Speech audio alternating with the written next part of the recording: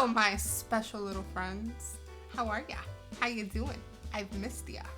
My name is Jackie from the Financial Literacy Tribe, and I'm coming at you with a brand new video. So for today, we are actually piggybacking off of a video that I had posted earlier, which was work-sponsored retirement plans. That was the last video.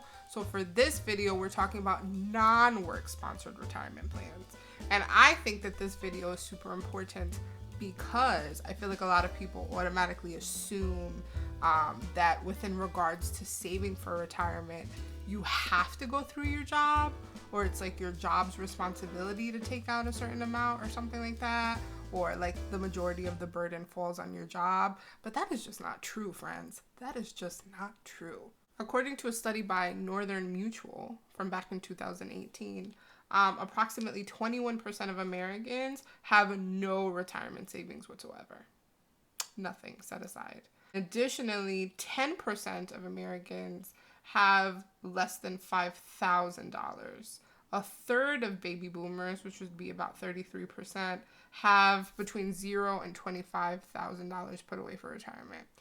I don't know about you, but that's not a lot of money. Not in terms of us talking about being retired and no longer earning a paycheck for the rest of your actual life. Having less than 25 grand to survive off of forever until you pass into the next life is just not enough. And I've done other videos where I have discussed Social Security.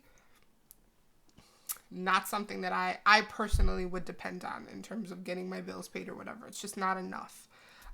So for those reasons, I have this like fear in the back of my head, and I'm sure a lot of Americans have it as well, of just not having enough by the time I'm ready to retire. So if you're like me and you feel like you just want to make sure that you have as much saved up and that you did your due diligence as much as possible now that you're kind of young-ish, I'm young-ish, then definitely having a non-work-sponsored retirement plan in addition to your work-sponsored retirement plan, having both, is a great way to do that because you can set aside even more funds than you would be if you were just doing your job's 401k or whatever it is that they offer.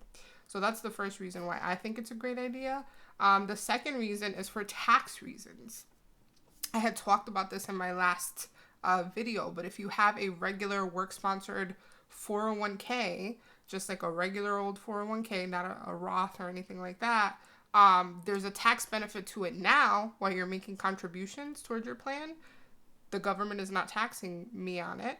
But as soon as I retire, when I'm older, old-ish, and I go to get those actual benefits, I get those payments from my 401k plan, I'm going to be taxed on it. Like if it's,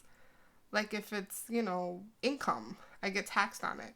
So that kind of sucks, boo. But so for that reason, I thought that it would be a really great idea to also open up a non-work sponsored account that we will talk about in detail in this video. But that one is the opposite in terms of tax benefit, which means that the contributions that I'm putting toward it now are being taxed. But the cool thing is that I don't have to worry about paying taxes on it when I'm older. So the tax benefit can also be of benefit if you're considering why you would even open up a non-work sponsored retirement plan. So let's jump right in. So the two main buckets in terms of the types of accounts that you can get that are non-work sponsored retirement accounts, the two main ones that we're going to be focusing on in this video are the Roth IRA, which stands for Individual Retirement Account, or the regular IRA. It's not called the regular IRA. It's just called an IRA. But I call it the regular because there's also a Roth. So I feel like it's weird. IRA versus Roth IRA. Not the regular IRA. But basically, yeah. Roth IRA versus IRA. Those are the two main buckets in terms of non-work sponsored retirement accounts that are most highly available here within the US. And what are the main differences between the two? Tax advantage. That is literally the only main difference between a Roth versus a regular IRA. It's just when it is that you're going to pay taxes on it. Because the government's going to make sure you're going to pay taxes on it one way or the other whether that be now or later or tomorrow, but you're going to pay taxes on it either way. But in terms of the when is specifically the difference between the Roth versus the regular IRA. So in terms of the Roth IRA, and I had mentioned this before, you are paying taxes on it now. So that means that I get my paycheck. Uncle Sam took however much it is that he took out of my paycheck. Whatever's left over, which is my net income, I am contributing however much it is that I want toward my Roth IRA. It has already been taxed. I don't have to take out any more taxes. They already took taxes out of it. But for the regular IRA, the tax burden occurs later. It doesn't occur now, which means that any amount that I'm taking out of my paycheck to put into that IRA, I'm not being taxed on it right now, which is cool right now. I'm so happy. So just as an example for that, if I get paid, we'll just say for the sake of simplicity, I don't actually get paid this amount, although I wish I did. If I got paid $100,000 was my yearly salary, and I decided that I wanted to max out and put the maximum that I possibly can into my IRA. The maximum, if you're under the age of 50 right now, effective 2020, is $6,000 per year. That's the maximum that you can put into either a Roth or a regular IRA. So if I wanted to just put $6,000 in, the government is going to treat me like if I did not make $100,000, they're going to treat me like if I made $94,000 that year. I'm only going to get taxed on the $94,000 for that year. That's what I have to pay taxes on. That's what it means to have a tax advantaged contribution towards a retirement plan. You're not being taxed on the amount that you're putting into the retirement account. So that amount goes in there, tax-free, and it grows until I'm retirement age. The caveat to that, because I know you know, like I said in the beginning of the video, Uncle Sam is going to get his one way or the other. The caveat to that is that I may not have had to pay taxes on it when I was contributing the amount into the account, but as soon as I hit retirement age and I start getting the funds out of that account, I get taxed on it then. The government considers that to be income, and the amount that I'm withdrawing from my retirement account at that point from a regular IRA. So you may not be taxed on it now, but you will get taxed on it later. That is the difference between the Roth and the regular IRA. As mentioned, with these individual retirement accounts, there are maximums. The government doesn't let you just put however much it is that you want into the account. The maximum currently, and this does tend to vary from year to year, so just be sure that you're paying attention and doing your research, but the maximum currently, effective 2020, is if you are under the age of 50, you are allowed to put a maximum of $6,000 into either IRA. Whether you're doing a Roth, you're doing a regular, any type of IRA that you're doing, the max is $6,000 per year, per individual. So if you're a couple and you're under the age of 50, like you're married, there's a husband and a wife, then you can each put $6,000 into that IRA account. With regards to the Roth IRA, we've been talking about the tax differences between these two.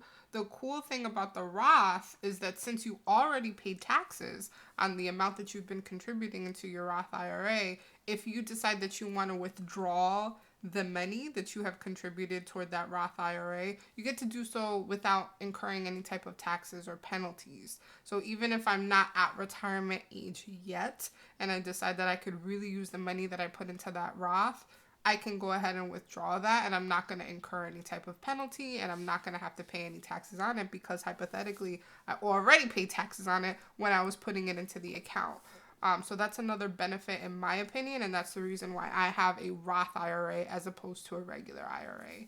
I just like the flexibility of being able to take that money out, not having to wait until I'm 59 and a half or 60 or 65 before I can actually take those funds out is like, in my opinion, I like the flexibility of it. One of the benefits of choosing either a Roth IRA or a regular IRA, whichever one, is because this is not an employer sponsored plan, this is just like your personal retirement account, you get a lot more control in terms of how much it is that you get to withdraw upon your retirement. So normally with a work-sponsored retirement plan, like a 401k or something, the payouts are like predetermined. Like the amount that you're going to get after you retire is determined by your job.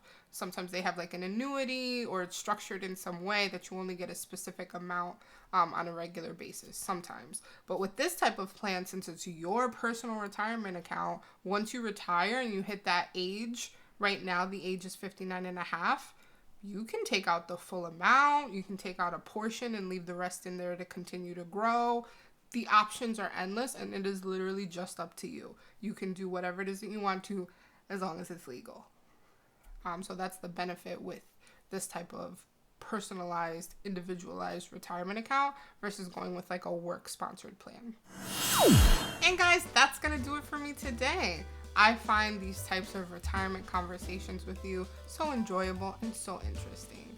Definitely feel free to leave a comment below in terms of whether you have a work-sponsored plan or a personal, individualized retirement plan. Did you go with a Roth? Did you go with a regular IRA? I would love to hear about it, so make sure you put a comment down below. Definitely, as mentioned, if you are not currently subscribed to my channel, you're going to want to hit that subscribe button. Hopefully you found this video to be enjoyable, and if you did, be sure to hit that like button for me, and be sure to check out my blog at focusedfrugalfab.com. I will see you guys soon. Bye!